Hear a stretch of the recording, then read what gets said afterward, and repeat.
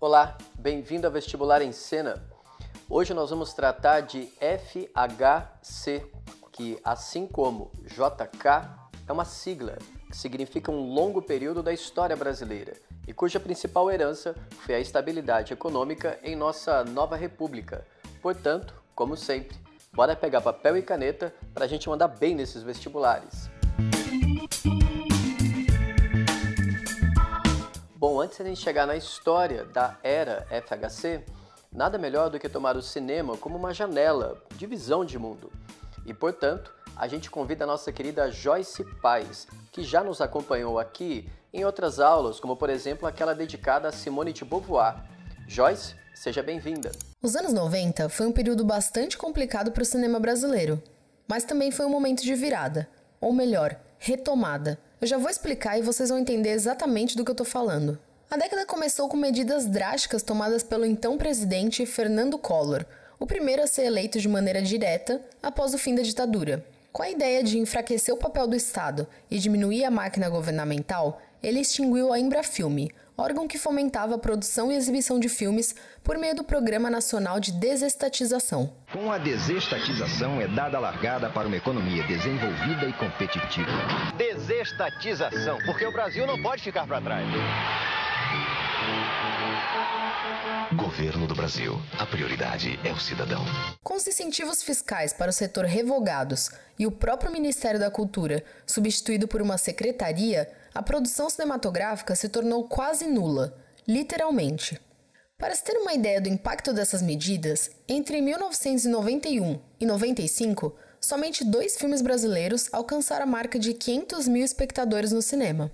E aqui tem um fato curioso, para não dizer trágico. Em 92, um único filme conseguiu chegar às telas. Foi A Grande Arte, primeiro longa-metragem de Walter Salles, resultado de uma coprodução com os Estados Unidos e falado em inglês.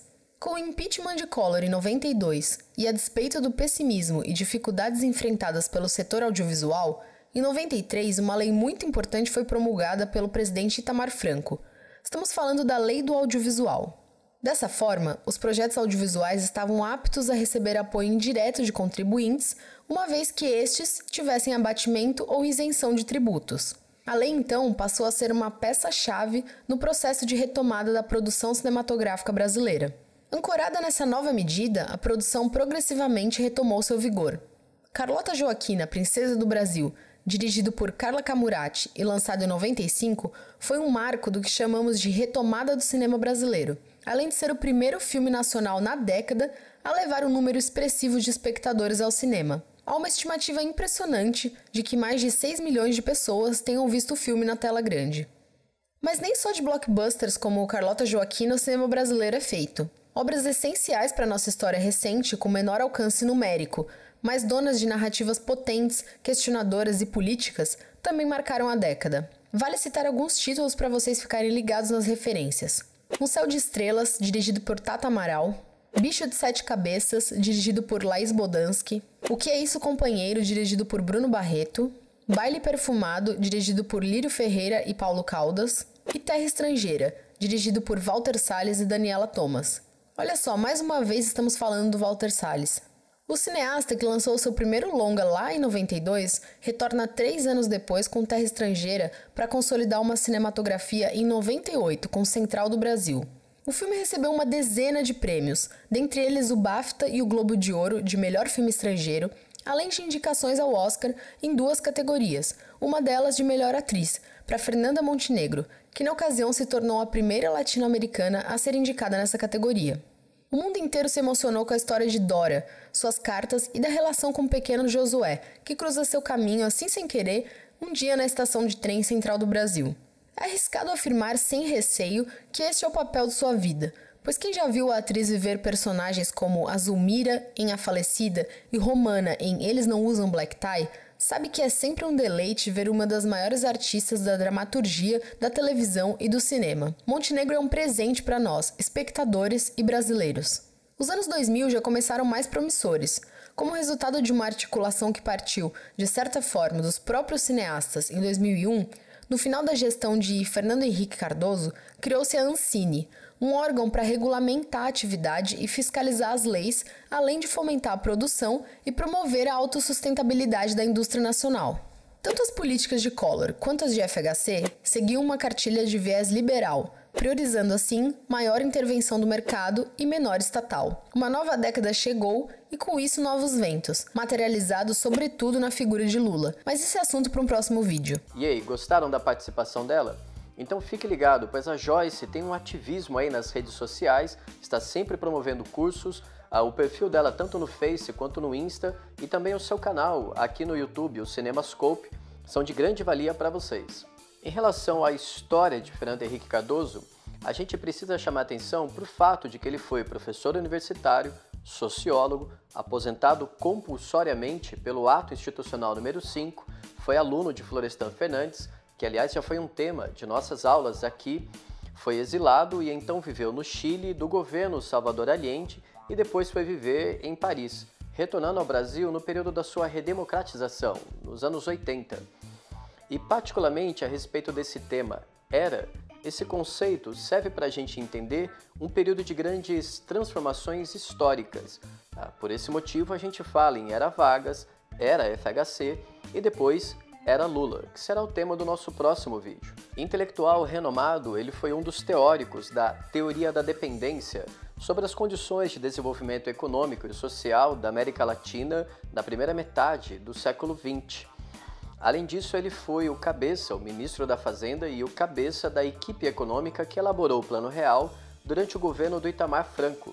O Itamar era aquele mesmo que era, de alguma forma, ridicularizado pelos jornais dado o seu topete.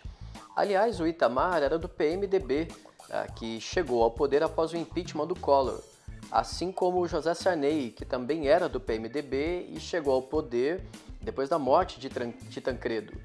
Assim como Michel Temer, que também era do PMDB e chegou ao poder depois do impeachment de Dilma.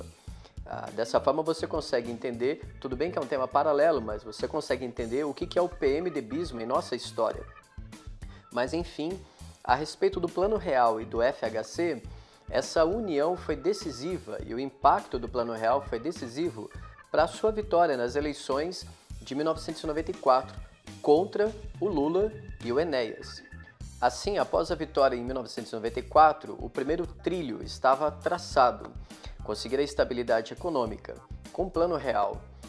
Essa estabilidade foi conquistada mantendo a paridade da nova moeda com o dólar, sendo que essa medida foi acompanhada de duas outras medidas decisivas para o sucesso do plano econômico. A primeira foi a desindexação da economia e a segunda, um pacote de privatizações.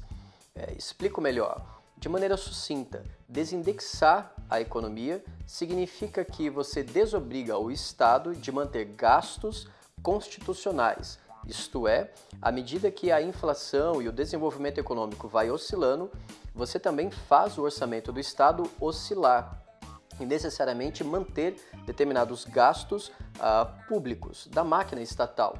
Portanto, desindexar significou desobrigar o Estado de continuar gastando dinheiro com a máquina estatal. Dessa forma, você enxuga o dinheiro estatal, retém grana, guarda e começa a privatizar empresas estatais, tendo em vista acumular receitas. Resumo da ópera, então.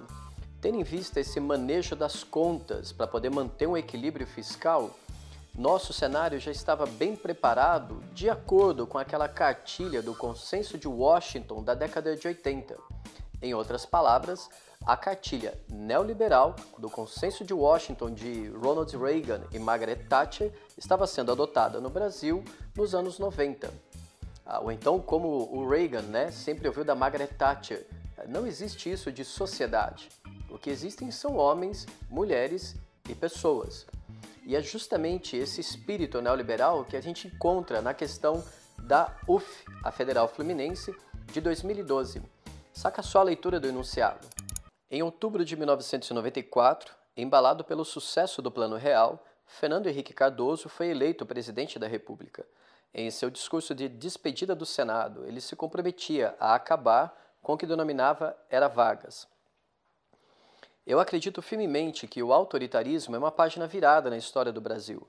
Resta, porém, um pedaço do nosso passado político que ainda atravanca o presente e retarda o avanço da sociedade.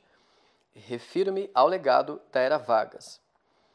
O presidente eleito governou o Brasil por 2 mandatos, iniciando a consolidação da política neoliberal no país, principiada pelos presidentes Collor e Itamar Franco. Sobre os 2 mandatos, 1995 e 2002, pode-se afirmar que se caracterizam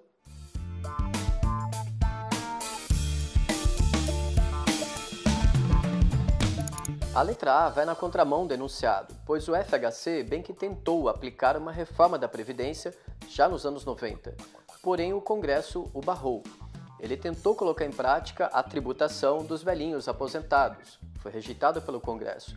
Ele tentou aplicar uma idade mínima para a aposentadoria, o que também foi rejeitado. A única coisa aprovada foi um fator previdenciário, isto é, a tua aposentadoria seria proporcional ao seu tempo de contribuição. Em relação à letra B, ela não é adequada para a era FHC, e sim para a era Lula. Então deixemos a letra B para o nosso próximo vídeo. A letra C também não é adequada à questão, afinal de contas a cartilha neoliberal reza menos Estado e mais mercado. E tudo bem que o Bolsa Família até que teve inspiração em programas sociais do PSDB, o Partido Social Democrata Brasileiro, mas ele só vai ganhar musculatura e peso histórico durante o governo Lula. A letra D, como você pode notar, está completamente fora da questão, ou seja, do esquadro do nosso enunciado. Afinal de contas, neoliberalismo significa informatização de determinados setores estratégicos e, portanto, desemprego e recessão econômica. Assim, a letra E responde à questão e dialoga com o nosso roteiro até o momento. FHC é sinônimo de Consenso de Washington no Brasil, isto é, a aplicação da cartilha neoliberal junto com a estabilidade econômica trazida pelo Plano Real. Portanto, nesse sentido, convido mais uma vez a Joyce Paz para se despedir da gente. É sempre um prazer estar aqui com vocês e poder contribuir de alguma forma com o VEC. Aproveitando o gancho, deixo o convite para darem um pulinho em nosso canal, o Cinemascope TV, e acompanhar a série que fizemos chamada Cinema Brasilis. Ao todo são 12 episódios, que percorrem a vasta e complexa história do cinema brasileiro, desde o século passado até os dias de hoje. Nos vemos em muito breve. Até a próxima! Joyce, muito obrigado pela parceria, eu espero que vocês tenham gostado dessa combinação entre nós e fiquem atentos ao trabalho da Joyce nas redes sociais e também lá no Cinemascope. Para encerrar, restam somente 2 ou 3 pontos. Em primeiro lugar, é preciso chamar a atenção que o tema FHC ele é lido basicamente de 2 formas nos vestibulares, ou do ponto de vista do governo, que traz a cartilha neoliberal com a implantação do Plano Real, ou então ao seu contrapelo, isto é, do ponto de vista da sociedade, demonstrando como os movimentos sociais cresceram e ganharam volume social durante a era FHC. Nesse sentido, é preciso chamar a atenção para o MST, o Movimento do Sem Terra, que de certo foi o movimento de maior repercussão durante os 8 anos de governo FHC. As invasões de terra, ou então como vocês queiram, as apropriações de terras consideradas improdutivas, deram muita repercussão, foram motivos de inúmeros conflitos, sendo alguns bastante radicais e drásticos, como por exemplo o massacre de Carajás ocorrido em 1996. Vale a pena vocês pesquisarem a respeito. Por último, mais ou menos importante, é preciso chamar atenção para o fato de que a reeleição se tornou um tema inédito a partir de FHC. E dizem os críticos que isso é motivo de, digamos, investigação e seria bem salutar que fosse motivo de debate hoje em dia. Afinal de contas, houve um grande concerto dentro do Congresso, com compra de votos, em torno da aprovação dessa medida, aprovar a reeleição para que de fato o FHC permanecesse mais 4 anos no poder. Dito em outras palavras, a reeleição nunca foi possível em nosso país e a partir então de 98 ela se torna um tema e hoje em dia é bastante desgastado, porque afinal de contas a nossa nova república já está dando sinais de desgaste. Então resta uma pergunta, seria adequada a reeleição hoje em dia ou quem sabe um mandato de 5 ou 6 anos sem reeleição? Em todo caso, o nosso propósito aqui, como sempre, foi fazer das questões de vestibular, assim como dos filmes, janelas para a gente entender não só a nossa realidade brasileira, mas estabelecer visões de mundo. Então, dadas essas coordenadas a respeito de governo FHC, o que nos importa é entender as suas heranças. Dito em outras palavras, o próximo presidente, que foi o governo Lula, teve que dialogar com o plano real. E qualquer presidente daqui para frente, seja homem ou mulher, de qualquer partido, o que seja, vai ter que dialogar com essas heranças neoliberais também do governo Fernando Henrique Cardoso.